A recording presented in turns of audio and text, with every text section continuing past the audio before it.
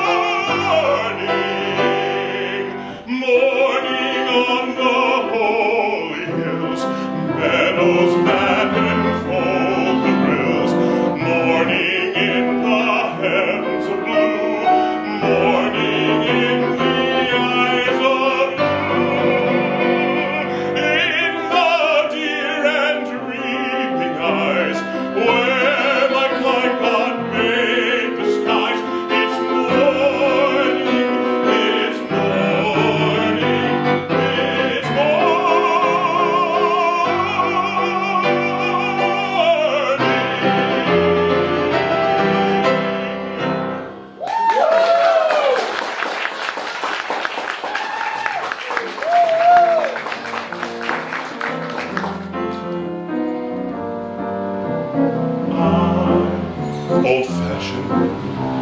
I love the moonlight. I love the old-fashioned things. The sound of rain upon a window pane. The starry songs that April sings. This year's fancies are passing fancies, but sighing sighs, holding hands, these my heart understands. I'm old-fashioned, but I don't mind it. That's how I want to be, as long as you agree to stay old-fashioned with me. Good evening. I'm so glad you guys could be here. Thank you, thank you, thank you so much. So I'm so honored that you are here. I'm so honored to be here to share with you this music that I have such a passion for. And not just the music, but this. Because we live in a time now where we live with iPods and iPhones and iTunes and eyeballs and Elemental P and QRC. Everything's got an initial, and people don't talk to each other anymore. The whole art of conversation is gone. I was at an art affair recently, and the people were talking to each other, standing next to each other with their phones. So what do you think about that piece? What do you think about that? And I was like, are you serious? Really? And if you actually look somebody in the eye now, they're like, oh God, don't talk to me. Oh my God, what do you want? Money? What? So this form of entertainment, as we call it, is really a passion of mine, because this music wasn't originally recorded. This is how it got passed around. You know, in the early 1900s, the late 1930s, which is most of the songs you're going to hear tonight are from that era. The most popular way to hear it was like this, in somebody's home. Thank you so much for restoring this to me. So I kind of thought, this is how I always want to do this. I've done this on stages, and I've sung all over the world, in Turkey and places that you would not think to have this show. And this is always my favorite way to do it. I like to be able to see you. I know sometimes people get unnerved by that, but I love it. And I like to see your response, and these songs need that. And nobody really does these anymore. So I'm thrilled to do this, and I'm so thankful you're here. So sit back, imagine that we've gone back in time to the early 1900s, that Howard's playing on a, well, this one will do, nice go I. But just, and imagine you were in high collars, and the women were in bustles. I was going to wear one, but I didn't bring it. And just enjoy this. And if you know the lyrics to any of these, shout them out, because I have the worst memory and they go out of my head. So help me out here. So enjoy this. I'm old-fashioned, but I don't mind it. That's how I want to be, as long as you agree to stay old-fashioned with me.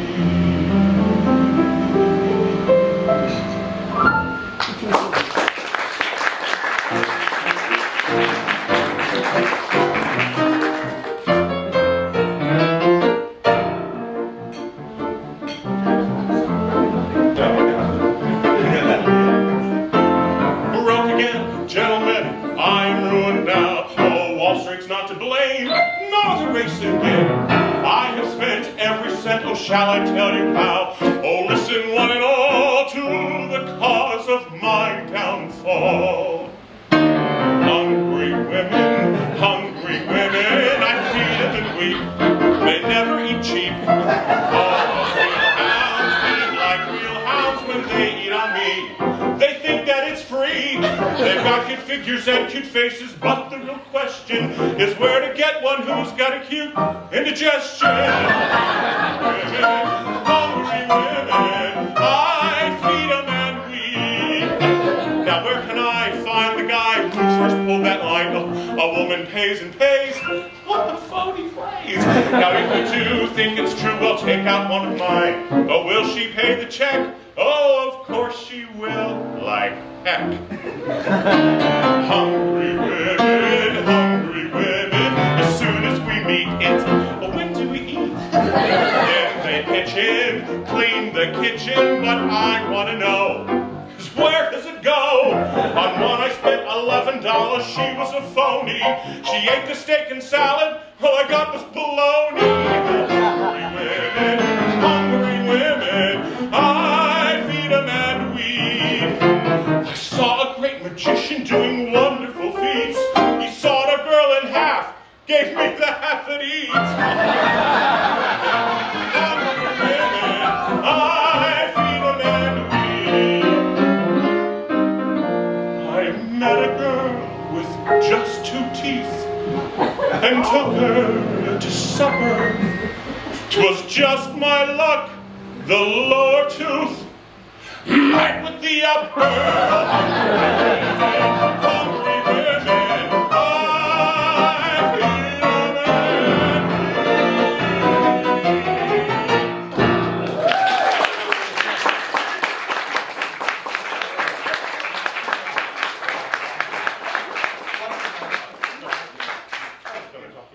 No, we can't. Go right ahead. I love the casualness of Howard. Now, you all know Howard Breitbart, I'm sure.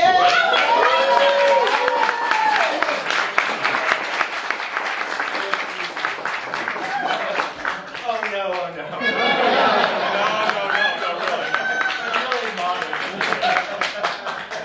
Come on. I've had the joy of knowing you for a really, really, really long time. Oh boy. A long time. And he and Bill both. Bill and I met at Washington Opera when we were singing the chorus together. And that was a long time ago. I was, however, the very first opera singer in Washington Opera history to be naked in an opera on stage. I know, smell me. Yeah. It was in the Coronation of Poppaea, a Baroque opera, which, immediately I go, nudity, Baroque, and it was the Coronation of Poppaea, and they wanted to do this scene where the senators were in the sauna, and Nero rips off the towel of one of the senators and embarrasses him. And so they said, who would be naked? Well, nobody they all just ran the other way, and I was just like the last one standing. I'll do it. So, but it was that's how we met like during that time period. So, they're still talking about it today. Yeah, they really do. Remember when Stephen was naked? So, and Martin Feinstein almost had a heart attack and said, "No, absolutely not. We cannot have that." So I had to wear underwear, but it was still fun. So Howard and I have known each other for a long time, and when I first started doing this music and working on this, we had done a lot of stuff together. We've done a lot of the Smithsonian Palm Court series and cabarets, and of course Mrs. Foggy Bottom and Friends forever. And I told Howard about this music, and we started collaborating on this, and we have done this now quite a few times. Now we've been working on this for a long time. We recorded it. So I was very fortunate. CDs are available. And CDs are available. A lot of this music was given to me by my dear sweet friend Michael Feinstein. And when I had gone to cabaret camp, and Andrea Margavici said, "This music is perfect for you. You should be doing this," because I had a couple of pieces, and I said, "Well, I really don't have resources to all of this," and I would go to the library and look. But Michael said, "You know what? I have some music for you." And then he had, I don't know if any of you know who Michael is or what he does, but he has a warehouse of music. And most of it's in his head, too. And he just has to kind of stop and think and go, "Oh, yeah, I know what that is." So a lot of the music you're going to hear today, Michael had given me. Some of it has never been recorded until now. And one particular one, which we'll talk about when it gets there. But so Howard and I started doing that. I went on the road with some Broadway shows. I worked in New York. Worked on Broadway for about 11 years, and I toured for a long time with 3 different shows, and ended up running away to the circus. And now I work for Cirque du Soleil. Yeah, really, I'm one of the contortionists.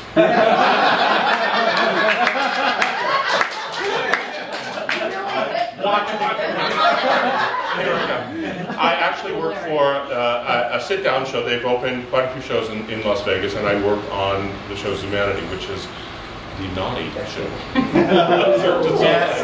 The nasty show. So there you are, is a little bit about me. We'll find out a little more later, and I have some other interesting stories for you. Let's let the music tell it.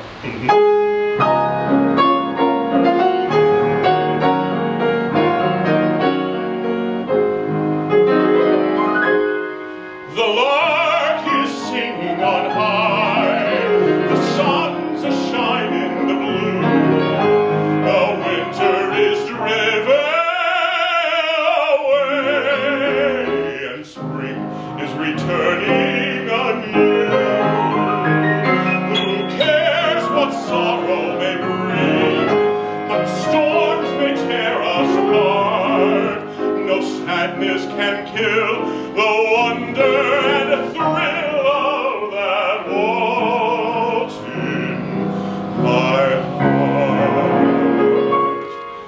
Waltz of my heart, haunting and gay, calling and thrallingly waltzing away. Ring out your bells for me, ivory keys, weave out your spells for me, orchestra please. Chorus of wings filling the sky, while their inspiringly time hurries by. Joy fans of fire in me soon as you start, sweeping your strings, waltz of my heart.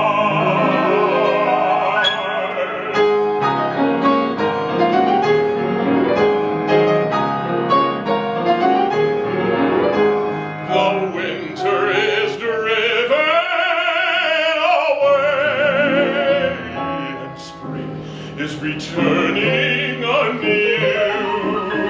Who cares what sorrows may bring, what storms may tear us apart?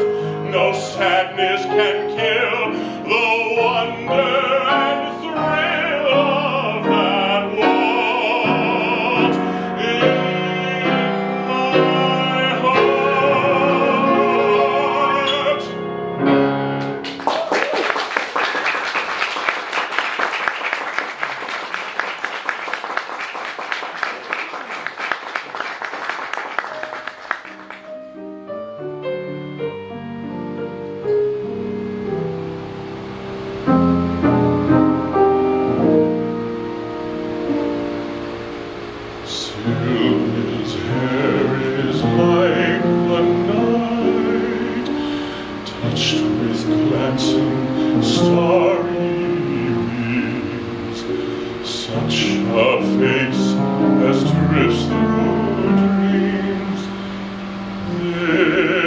Sylvia to the sight, and the touch of Sylvia's hand is as light as milky down when the meads are golden brown,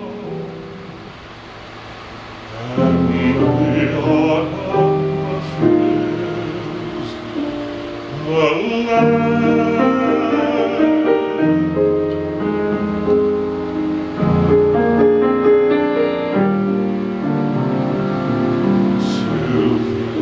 Just the echoing of her voice brings back to me from the depths of memory. This is Sylvia to the side.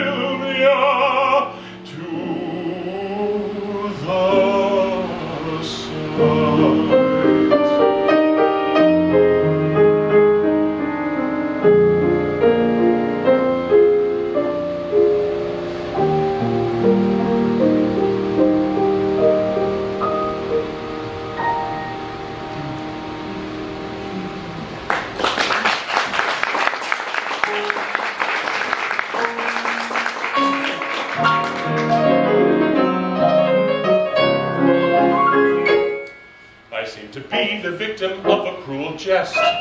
It dogs my footsteps with the girl I love the best. She's just the sweetest thing that I have ever known, but still we never get the chance to be alone. My car will meet her, and her mother comes too. It's a two-seater, still her mother comes too. At Ciro's when I'm free, at dinner, supper, or tea, she loves to shimmy with me, and her mother does too. We buy her trousseau, and her mother comes too. Ask not to do so, still her mother comes too. She simply can't take a snub.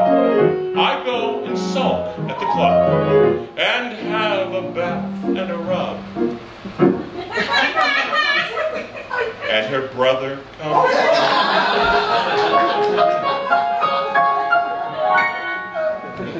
There may be times when couples need a chaperone, but mothers ought to learn to leave a chap alone. I wish they'd have a heart and use their common sense, for three's a crowd and more, it's treble the expense. We lunch at Max's, and her mother comes too. How large a snack seems when her mother comes too. She what is it? I can't see. I know what it is. And when they're visiting me, she loves to sit on my knee. We finish afternoon tea. They're visiting me. We finish afternoon tea. She loves to sit on my knee, and her mother does too. To golf we started, and her mother came too. 3 bags I carted when her mother came too. She fainted just off the tee. My darling whispered to me, Steve dear, at last we are free. You know it. But her mother came too.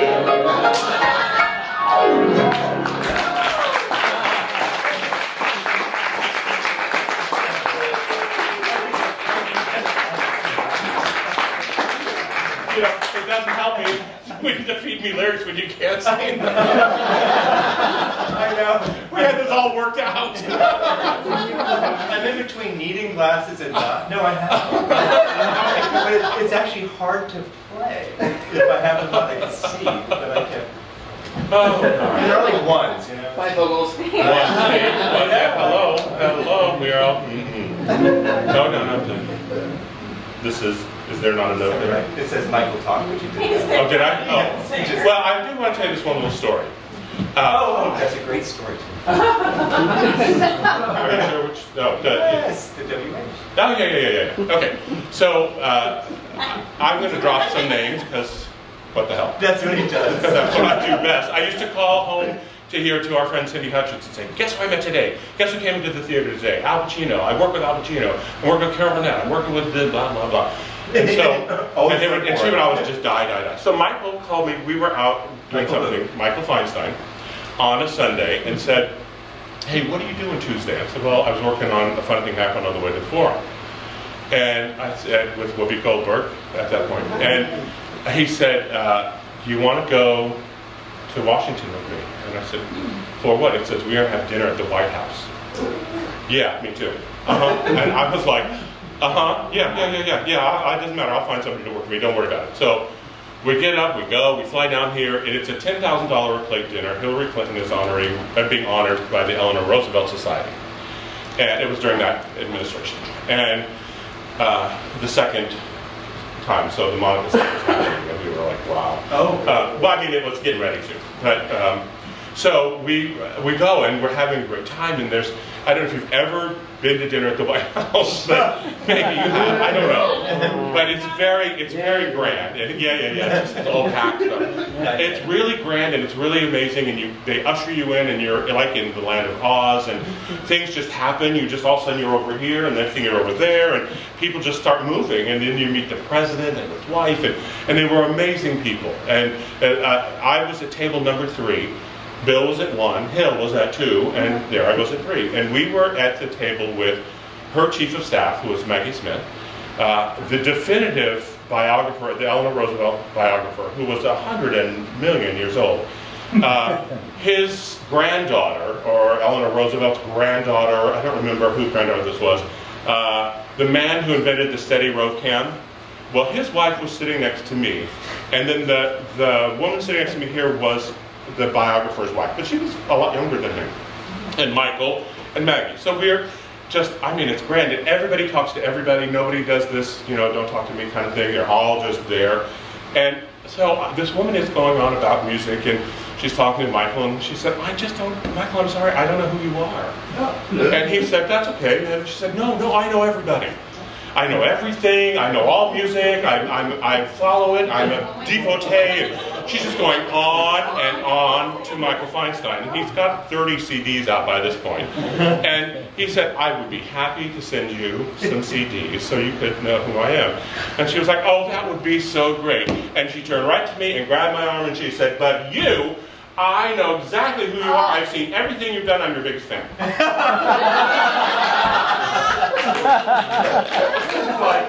No. I said, I don't think you've seen everything I've done. She said, no, I've seen everything. I follow your career, and I know everything. I've done nothing. I sang on PBS with Michael once. That's it. I'm like, no, you don't know who I am. But she was insistent, and Michael, the look on his face, just and I said, I'm sorry, I don't have any CDs to send you, but since you're my biggest fan, you know that already. So that's my Michael, one of my many Michael songs. But this particular song we're about to do is a Harry Warren song written in this is one of his later songs, like 38, I think. But it wasn't recorded, and Michael found it in a trunk and said, I think you should do this. So he gave me an amazing gift, and that is this song.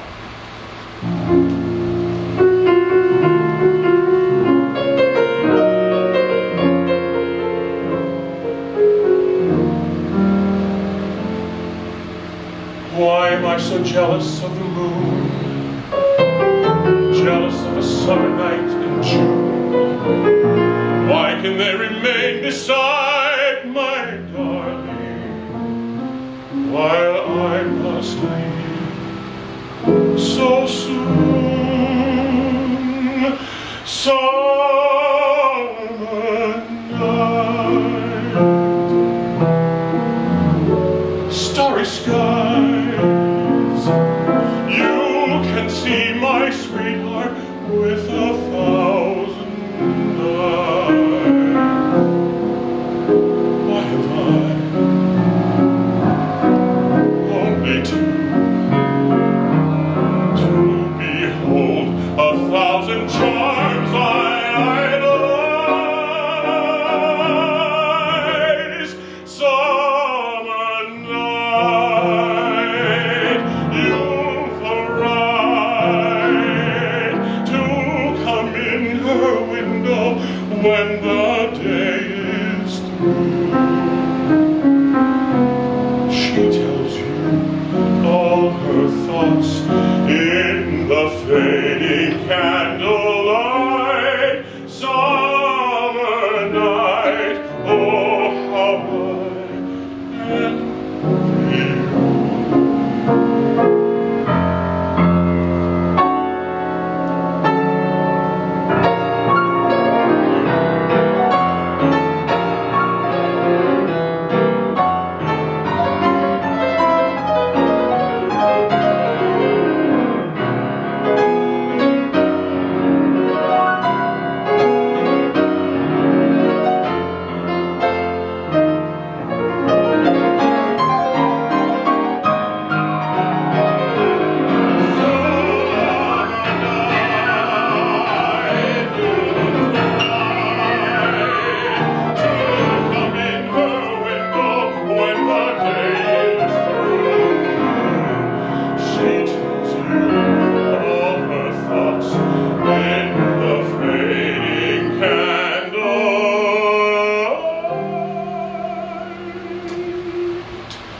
Summer night, oh how I envy you.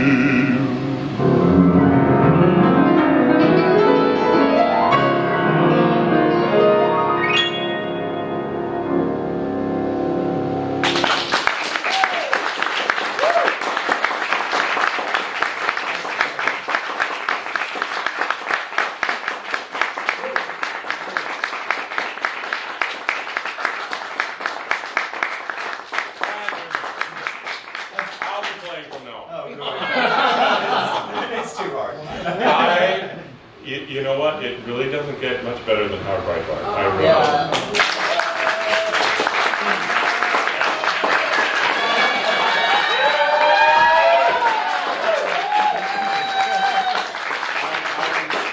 I'm really blessed, and so is he. So, we are going, wrong turn. You know what? I work on a nasty show in Vegas. I'm sorry. I have another special something to tell you about today, and I think you all have had the opportunity right now to meet Mick Dong, sitting right here, our artist friend, and his partner Jeff Rule. They came in from San Francisco to be here. Well, Nick actually came in from Milan, excuse me. So Rafael China first came on Milan and back and all that. He is an amazing and gifted and brilliant artist, as you might know. I'm wearing jewelry of his right now. Yes. Jingle bell ring. Jingle ring, my meditation ring, yes. And he has been chosen and been selected and tapped and honored to celebrate the 40th anniversary of the Renwick Gallery of the 40 top artists in the world or in the country? Let's say the world. Anyway. Let's say the world. I like the world. In the world, the universe. 40 artists under 40. Under 40 under 40. And he has a piece that's going to be installed in the Renwick, and it's an enlightenment room, and it's a very large piece. And it's made out of the tiles that he's wearing, actually. So get a big peek, look at that when you get a chance. It's a tile. It's a whole room made out of this tile that he's cut. And he turned it into a piece of jewelry, which he made himself. His jewelry is unbelievable. His work is unbelievable. terrible. I'll search your purses before I you know. leave. But if you get a chance, keep an eye out for that, because his work is amazing. And you go to studiodong.com, and you can see some of the magic that he does. So, no, come on, I don't ever get the opportunity to do this for other artists, and I'm so thrilled that he's my friend. I'm so thrilled that Jeff is my friend. We did a concert, we were going to do this show in their loft in San Francisco, but it ended up we're doing it here. But we did it at Christmas. We have a Christmas show that we did. It was great fun. So they're great supporters of this, and they're great supporters of me, and very, very kind to me, and I'm very gracious and thankful to them. So. Thank you. When is the installation? Next summer in July. Yes. So when you? July 2012. Yes. Next year. Next year. Okay. It'll be the 40th anniversary next year. The gallery. That's really This cool. boy is going to be my installation. Yeah, so I'm going to be the Smithsonian. I'm an antique. No, I'm going to sing. You'll see when you go in. It's a light and sound installation. And it's one person at a time kind of experience. Oh, you got it. Everybody work. All right, so pass this around too. So everybody can get a good look at this. So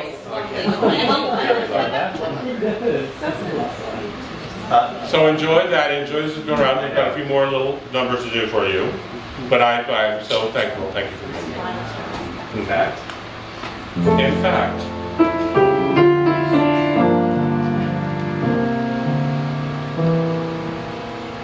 somewhere I know from the blue of the sky, God caught a gleam of its radiant blue,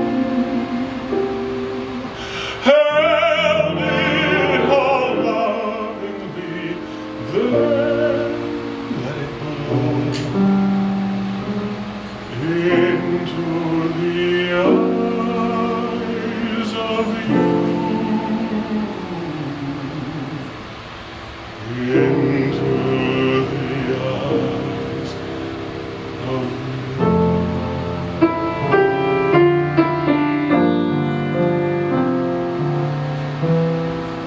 Somewhere I know from the gold of the sun, God caught a ray of it shining so true,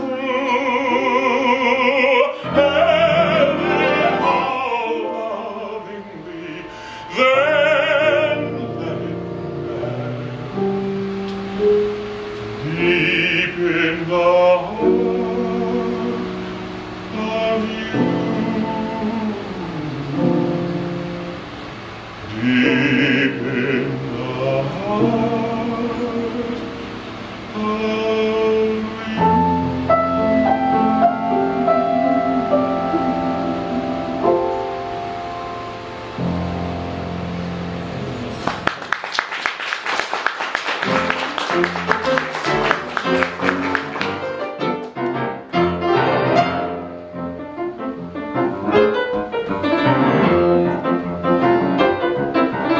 Thousands of years ago, or maybe more, out on an island on a lonely shore, Robinson Crusoe landed one fine day.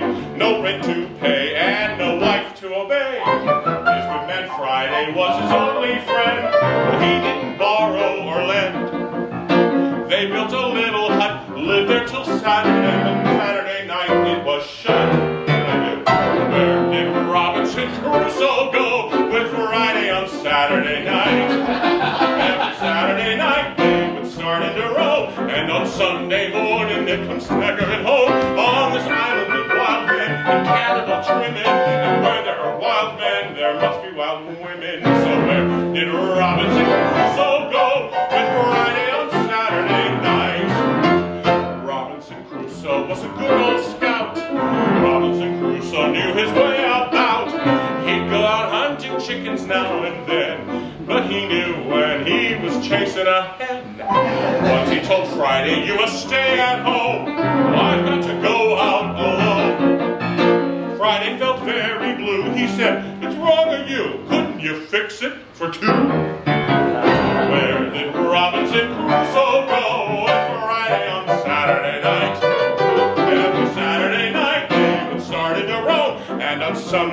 morning they come staggering home. On this island there's wild men and cannibal children. And where there are wild men, there must be wild women somewhere. In Robinson Crusoe, with Friday on Saturday night.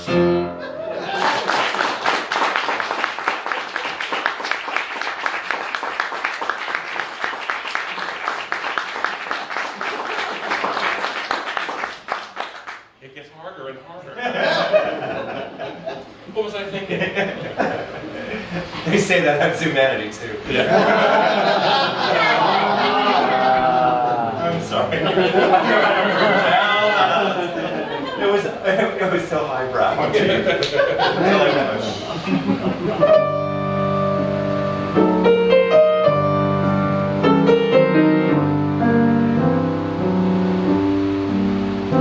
She is watching by the poplars, brunette with the sea blue eyes. She is watching longingly where the long white roadway lies, and the songsters in the silence as the wind in the boughs above. She listens and starts and trembles. 'Tis the first little song of love.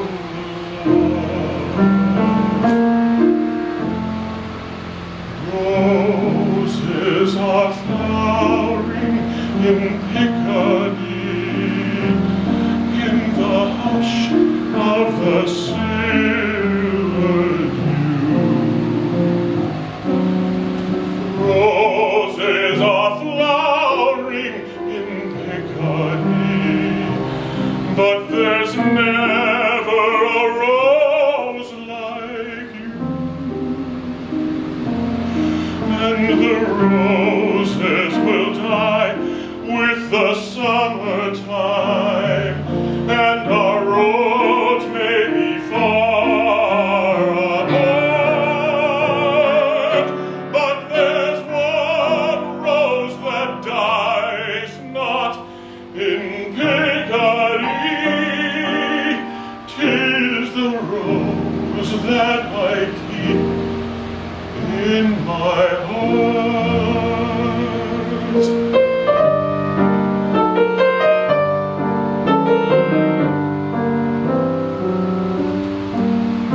And the years fly on forever as the shadows veil their skies, and he loves to hold her little hand and look in her sea blue eyes, and she sees the road by the poplars where they met in the bygone years, for the first little song of the roses is the last little song she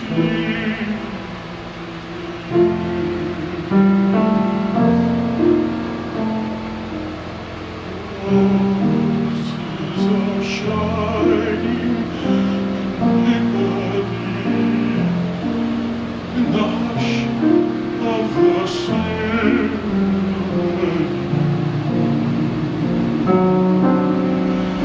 Roses are flowering in Piccadilly, but there's never a rose like you.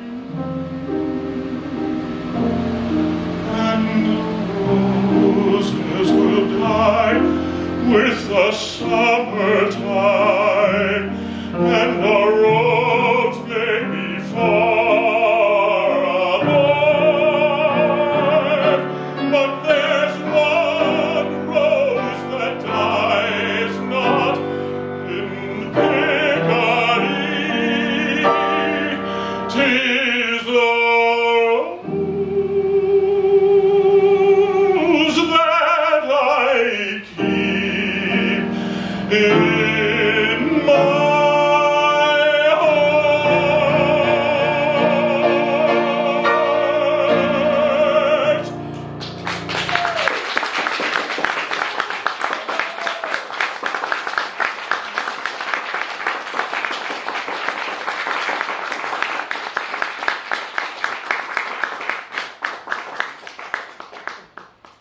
What are you doing?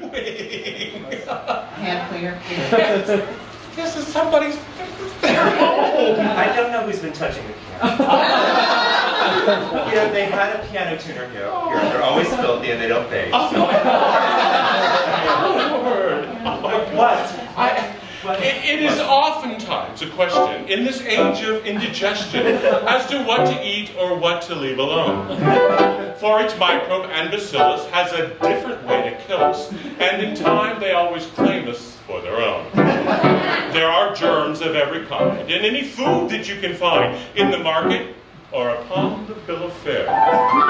Drinking water is just as risky as the so-called deadly whiskey. And it's often a mistake to breathe the air. Some little bug is going to find you someday. Some little bug will sneak behind you someday. Then he'll send for his bug friends, and all your earthly trouble ends. Some little bug is going to find you someday.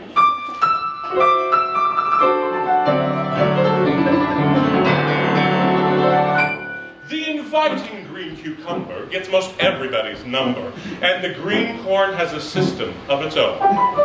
While the radish and the cabbage often make unpleasant baggage and may introduce the doctor in your home.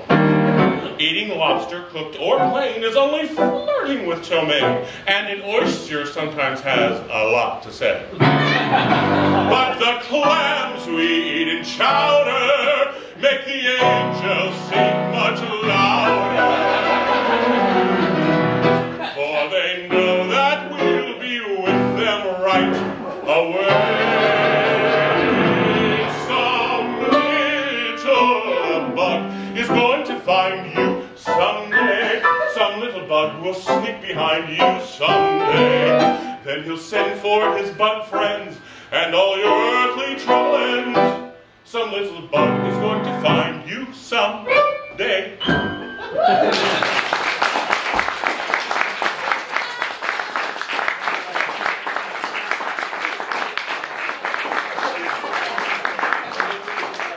It's amazing how timeless and how timely some of these songs are.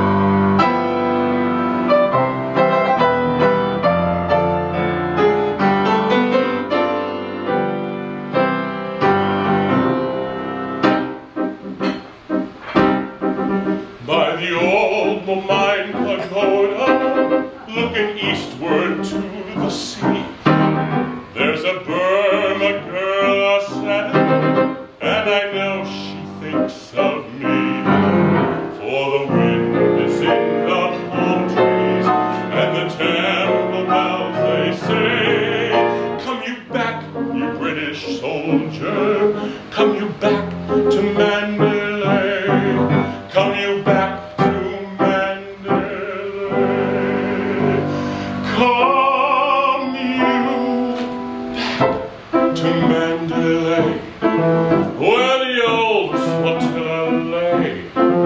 Can't you hear the paddles drunken from Rangoon to Mandalay?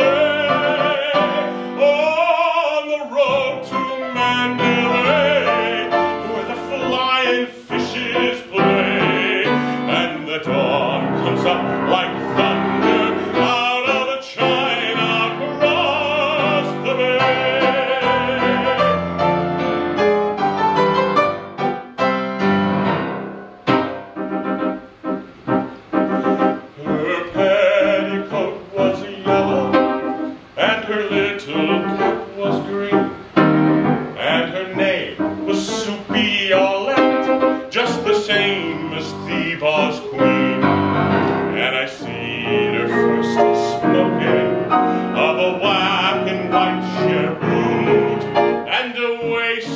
Christian